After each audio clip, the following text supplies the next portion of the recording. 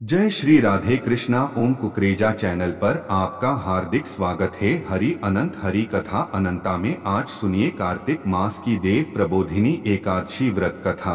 देव प्रबोधिनी एकादशी के दिन देव 4 माह बाद उठते हैं। इस दिन से सभी मांगलिक कार्य शुरू होते हैं। इस दिन लोग व्रत भी रखते हैं। इस एकादशी का हिंदू धर्म में विशेष महत्व है। इसे देव उठनी एकादशी के नाम से भी जाना जाता है। इस दिन यदि आप व्रत कर रहे हैं तो इस कथा का पाठ जरूर करें। इसके पाठ से व्रत को दोगुना फल मिलता है। यहां विस्तार से सुने देव प्रबोधिनी एकादशी की कथा। देव उठनी एकादशी की पहली कथा। एक समय भगवान नारायण से लक्ष्मी जी ने कहा, हे नाथ, अब आप दिन रात जागा करते हैं और सोते हैं तो लाखों करोड़ों वर्ष तक को सो जाते हैं। उस समय समस्त चराचर का नाश भी कर डालते हैं। अत आप नियम से प्रतिवर्ष निद्रा लिया करें। इससे मुझे भी कुछ समय विश्राम करने का समय मिल जाएगा। लक्ष्मी जी की बात सुनकर नारायण मुस्कुराए और बोले, देवी, तुमने ठीक कहा है। मेरे जागने से सब देवों को और खासकर तुमको कष्ट होता है। तुम्हें मेरी सेवा से जरा भी अवकाश नहीं मिलता। इसलिए तुम्हारे कथनानुसार आज से मैं प्रति वर्ष 4 मास वर्षा ऋतु में शयन किया करूंगा। उस समय तुमको और देवगणों को अवकाश होगा। मेरी यह निद्रा अल्प निद्रा और प्रलयकालीन महानिद्रा कहलाएगी। यह मेरी अल्पनिद्रा मेरे भक्तों को परम मंगलकारी उत्सवप्रद तथा पुण्यवर्धक होगी। इस काल में मेरे जो भी भक्त मेरे शयन की भावना कर मेरी सेवा करेंगे और शयन और उत्पादन के उत्सव आनंद पूर्वक आयोजित करेंगे, उनके घर में तुम्हारे सहित निवास करूंगा। देव प्रबोधिनी एकादशी दूसरी कथा। एक राजा के राज्य में सभी लोग एकादशी का व्रत रखते थे। वहां की प्रजा नौकर चाकरों से लेकर पशुओं तक को एकादशी के दिन अन्न नहीं दिया जाता था। एक दिन किसी दूसरे राज्य का एक व्यक्ति राजा के पास आकर बोला, महाराज, कृपा करके मुझे नौकरी पर रख लें।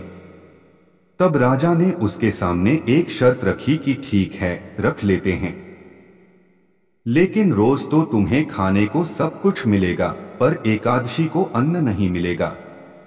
उस व्यक्ति ने उस समय हाँ कर ली। पर एकादशी के दिन जब उसे फलाहार का सामान दिया गया तो वह राजा के सामने जाकर गिड़गिड़ाने लगा, महाराज, इससे मेरा पेट नहीं भरेगा, मैं भूखा ही मर जाऊंगा, मुझे खाने के लिए अन्न दे दो। राजा ने उसे शर्त की बात याद दिलाई, फिर भी वह अपनी बात पर अड़ा रहा और अन्न छोड़ने को राजी नहीं हुआ। तब राजा ने उसे आटा दाल चावल आदि दिए।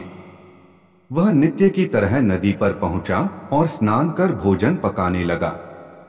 जब भोजन बन गया तो वह भगवान को बुलाने लगा, आओ भगवान, भोजन तैयार है। उसके बुलाने पर पीतांबर धारण किए भगवान चतुर्भुज रूप में आ पहुंचे और प्रेम से उसके साथ भोजन करने लगे। भोजनादि करके भगवान अंतर्धान हो गए तथा वह अपने काम पर चला गया। 15 दिन बाद अगली एकादशी को वह राजा से कहने लगा कि महाराज, मुझे दुगुना सामान दीजिए। उस दिन तो मैं भूखा ही रह गया। राजा ने कारण पूछा तो उसने बताया कि हमारे साथ भगवान भी खाते हैं, इसीलिए हम दोनों के लिए ये सामान पूरा नहीं होता। यह सुनकर राजा को बड़ा आश्चर्य हुआ। वह बोला, मैं नहीं मान सकता कि भगवान तुम्हारे साथ खाते हैं।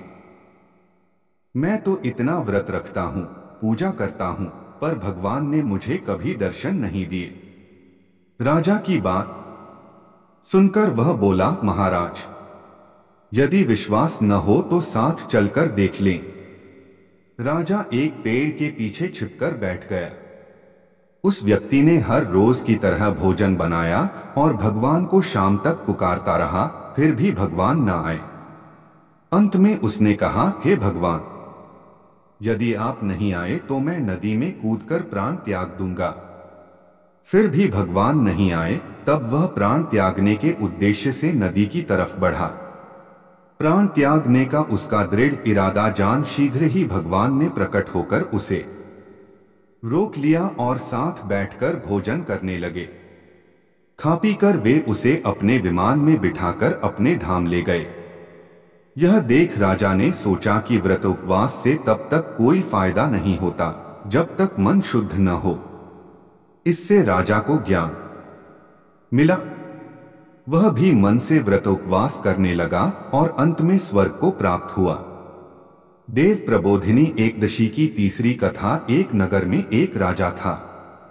उसके राज्य में सभी लोग बहुत सुखी थे।